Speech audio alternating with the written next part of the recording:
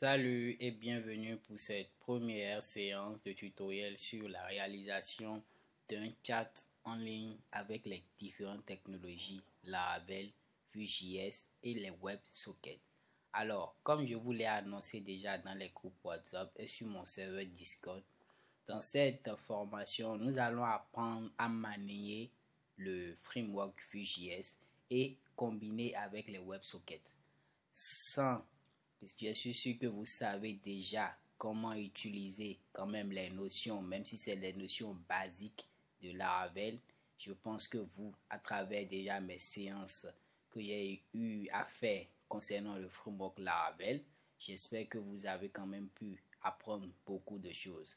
Alors, pour ceux qui ne se sont pas encore abonnés à la chaîne, merci de vous abonner pour m'encourager. Et si vous avez des remarques, des préoccupations à souligner lors de la fin de ce tuto, vous pouvez laisser un petit commentaire et je ferai un plaisir de le répondre. Sans plus tarder, nous pouvons commencer. Alors, comme vous le savez, Laravel est un framework PHP qui va nous permettre en quelque sorte de bâtir, de déposer les bases de notre application. C'est-à-dire que nous allons utiliser Laravel pour pouvoir commencer, démarrer le projet. Mais nous aurons après besoin maintenant du framework Vue.js qui va nous permettre d'aboutir à une certaine souplesse, c'est-à-dire à une certaine amélioration du code fait avec du Laravel pur. Donc nous allons utiliser Vue.js et comme on a déjà cette chance-là que Laravel implémente déjà Vue.js dans ce framework, ça sera encore plus facile pour nous. Maintenant, nous allons utiliser pour finir maintenant le WebSocket. Le WebSocket nous permettra en quelque sorte de pouvoir permettre une communication full duplex. Qu'est-ce que je mets dans une communication full duplex? Je vais vous donner un exemple simple. Supposons qu'on a deux utilisateurs A et B. Au moment où A envoie un message à B, B peut directement envoyer un message à A. Donc tout cela se fait de manière simultanée. Donc A n'a pas forcément besoin d'attendre que B lui envoie un message avant de répondre. A et B peuvent communiquer de manière simultanée. C'est cette notion-là que nous permettra, que les WebSockets nous permettront de réaliser.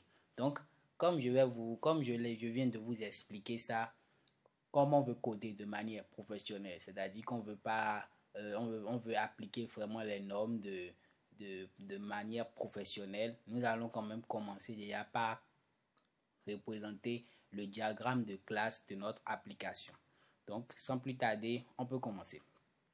Donc, il faut noter que le diagramme de classe de notre application va contenir en quelque sorte, comme vous l'aurez vu, je vais me déconnecter pour que vous puissiez voir. Je vais démarrer mon logiciel Asta pour que nous puissions commencer. Donc, d'abord, je vais commencer déjà quand même par vous montrer le résultat que l'on veut obtenir à la fin de ce tutoriel. Donc, comme vous le voyez déjà ici, je vais fermer là, comme ça. Hop, voilà. Donc, comme vous le voyez par exemple ici, c'est un utilisateur jeune appelé jeune2, il est connecté. Donc, je vais reprendre depuis le début pour que vous voyez ce que je dis. Je viens sur la plateforme, ok? Je me connecte. Je mets ici par exemple jeune2 par exemple @gmail.com et je mets mon mot de passe et je me connecte. Donc une fois que je me suis connecté, j'ai accès maintenant à quoi? À une palette qui me montre les différents utilisateurs du site. Et maintenant j'aurai droit à l'option écrire un message. C'est-à-dire que quoi? Je peux entrer un message. Ok? Et automatiquement quand je soumets mon message, par exemple j'ai mis là maintenant, je vais mettre ici par exemple jeune entrepreneur, histoire de faire un peu la pub de jeune entrepreneur. Ok? Donc je valide. Comme vous l'avez vu directement, quand je valide, il y a déjà un loader ici qui se charge automatiquement. Ok? Donc déjà quand je valide directement et le message est juste, ça me met une validation qui permet d'envoyer le message. Donc ainsi de suite, je peux surfer. C'est-à-dire que je peux passer d'une conversation à une autre. Donc par exemple, j'ai écrit à jeune 0, je peux écrire à jeune 1, ainsi de suite, j'écris jeune, j'envoie, vous voyez, le message est parti automatiquement. J'écris par exemple à jeune, je vais écrire par exemple à jeune, voilà, je peux encore écrire à un autre, comment tu vas, voilà, comme ça, et le message part automatiquement avec un petit loader qui se charge. Donc ce qui est sûr, quand j'envoie un message, si mon utilisateur 2 était connecté ici, il va automatiquement voir le message. C'est-à-dire que quoi? Par exemple ici, voyons voir celui qui est connecté. Ici, jeune 1 est connecté. Ok? Donc je vais écrire à jeune 1.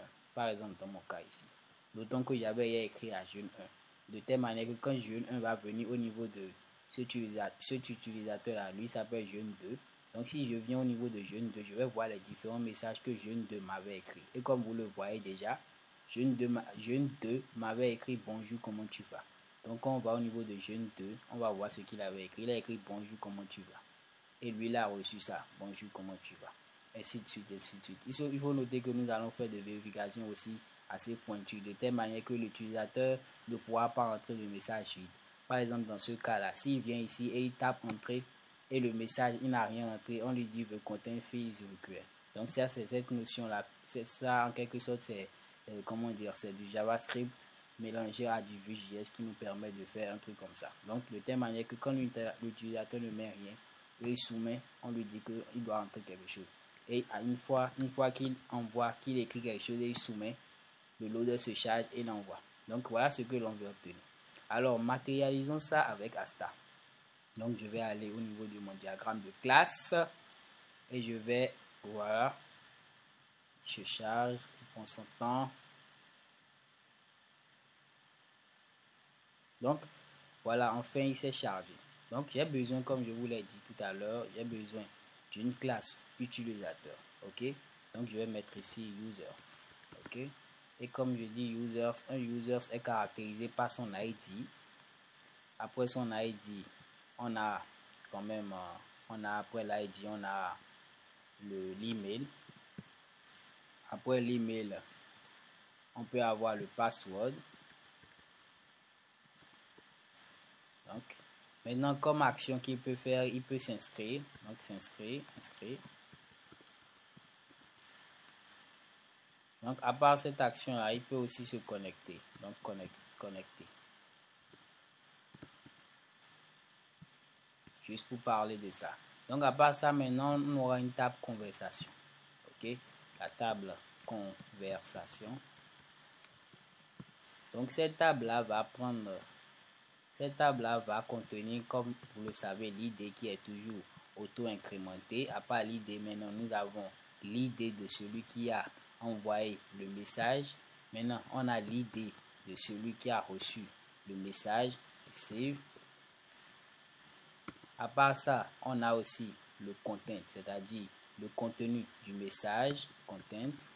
Ok. À part cela, on a aussi le created at, c'est-à-dire quoi? C'est-à-dire à quel moment cela a été créé. Et à part ça, maintenant on a le read at.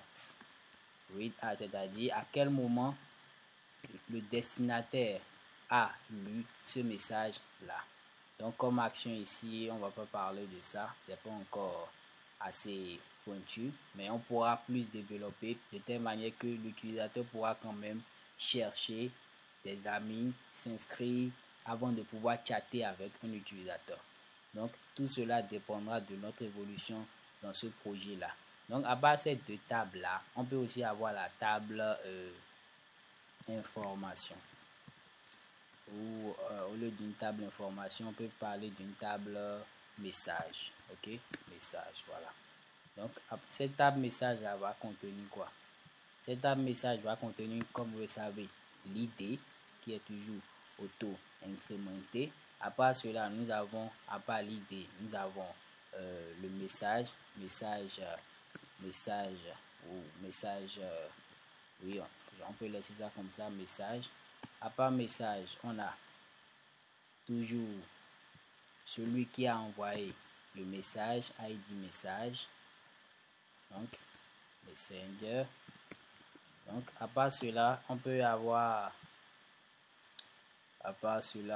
aussi l'ID, voilà, celui qui a reçu ID ici aussi. De telle manière que on pourra quand même récupérer tous les messages d'un utilisateur A à un utilisateur B et tous les différentes conversations qu'ils ont eues. C'est-à-dire qu'on aura la possibilité de former un groupe entre les utilisateurs où chacun pourra envoyer des messages. C'est cela que je mets dans conversation. Alors, je vais vous laisser le soin de deviner les relations qui sont possibles ici. Par exemple, ici déjà, comprend. Hop, j'ai une erreur. Hop, voilà. Donc ici, par exemple, quand on prend un utilisateur, un message, à un utilisateur, on peut associer 0 ou plusieurs messages. Mais un message, on associe un ou plusieurs utilisateurs. Juste pour faire de l'analytique. Donc, je vous donne rendez-vous pour le début de cette formation où nous allons démarrer essentiellement avec le téléchargement d'un projet Laravel et nous allons maintenant appliquer de telle manière que déjà avec la première séance de tutoriel formation sur chat en ligne, vous pourrez quand même directement voir les résultats déjà, même si c'est avec que du Laravel. Et dans le tuto 2, nous pourrons utiliser le Vue.js pour pouvoir plus apporter de modifications à cela. Merci.